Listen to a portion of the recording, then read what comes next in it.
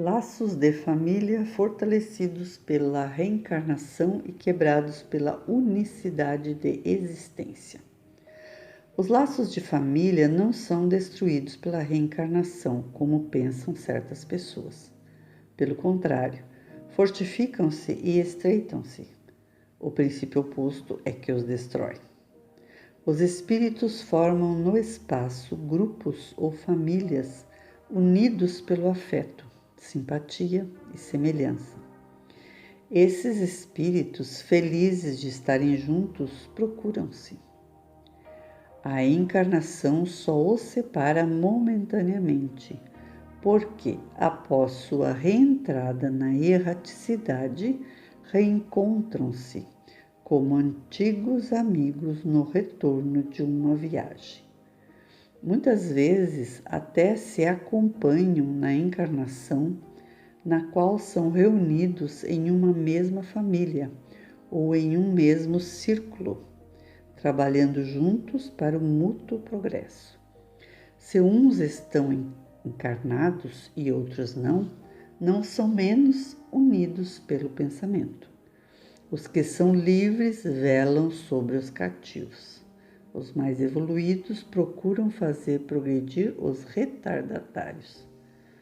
Assim, após cada existência, deram mais um passo no caminho da perfeição.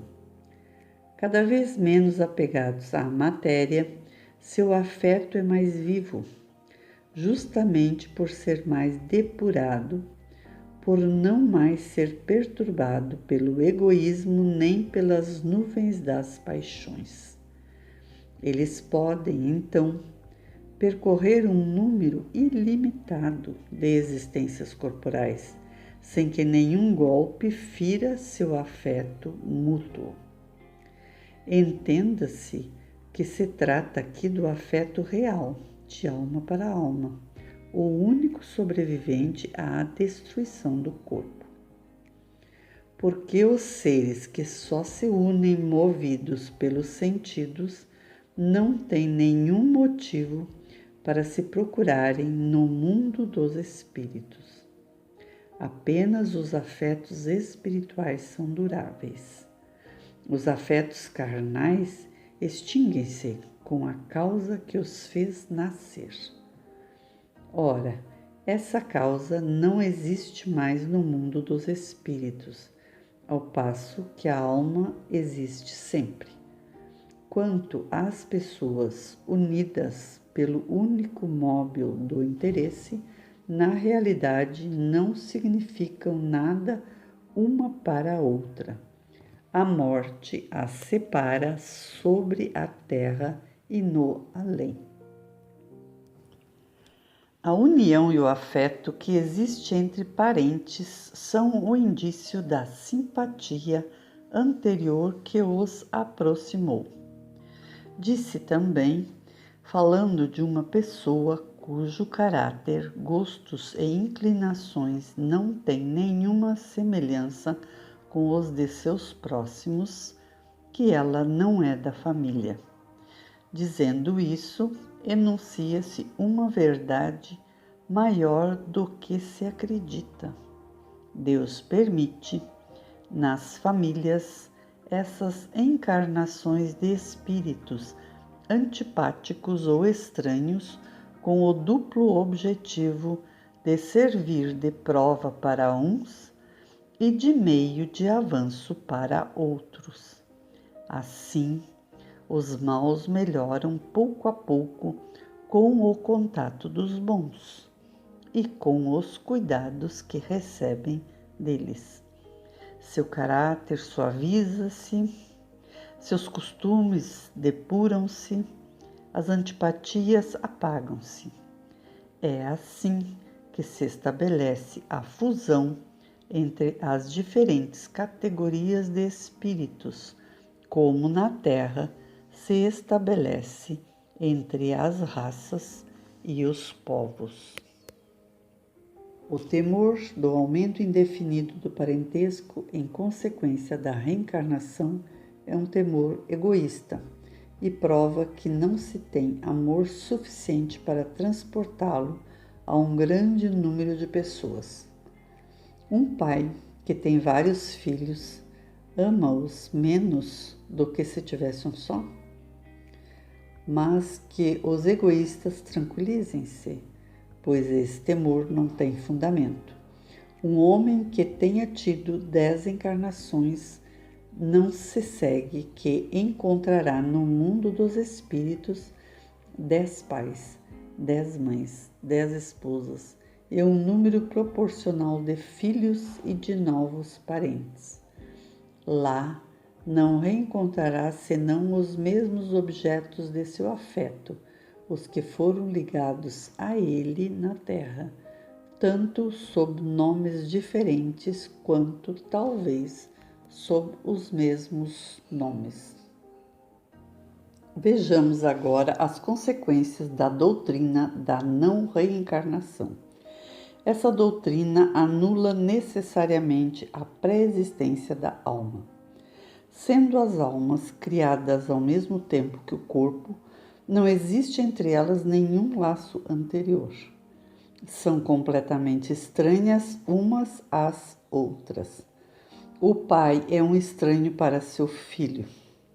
A filiação das famílias encontra-se assim reduzida somente à filiação corporal, sem nenhum laço espiritual. Não há, portanto, nenhum motivo para glorificar-se de ter tido por ancestrais estes ou aqueles personagens ilustres. Com a reencarnação, ancestrais e descendentes podem ter se conhecido, ter vivido juntos, ter se amado e novamente se acharem reunidos mais tarde para estreitarem seus laços de simpatia. Isso quanto ao passado. Quanto ao futuro, segundo um dos dogmas fundamentais que decorrem da não reencarnação, o destino das almas é irrevogavelmente fixado depois de uma única existência. A fixação definitiva do destino implica a cessação de todo o progresso. Pois, se há qualquer progresso, não há mais destino definitivo.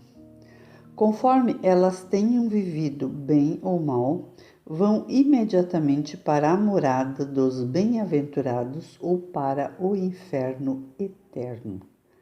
São assim imediatamente separadas para sempre, sem esperança de jamais se reaproximarem, de tal forma que pais, mães e filhos, maridos e mulheres, irmãos, irmãs, amigos, nunca estão certos de se reverem. É a ruptura mais absoluta dos laços de família. Com a reencarnação e o progresso que é a sua consequência, todos os que se amaram reencontram-se na terra e no espaço e gravitam juntos para chegarem a Deus. Se aos que falham no caminho retardam seu avanço e sua felicidade, mas a esperança não está toda perdida. Ajudados, encorajados e sustentados pelos que os amam, sairão um dia do lamaçal em que estão emperrados. Com a reencarnação, enfim, há solidariedade perpétua entre encarnados e desencarnados. Daí o estreitamento dos laços de afeto. Em resumo, 4 alternativas apresentam-se ao homem para seu futuro de além-túmulo. Primeiro, o nada, segundo a doutrina materialista. Segundo, a absorção no todo universal, segundo a doutrina panteísta.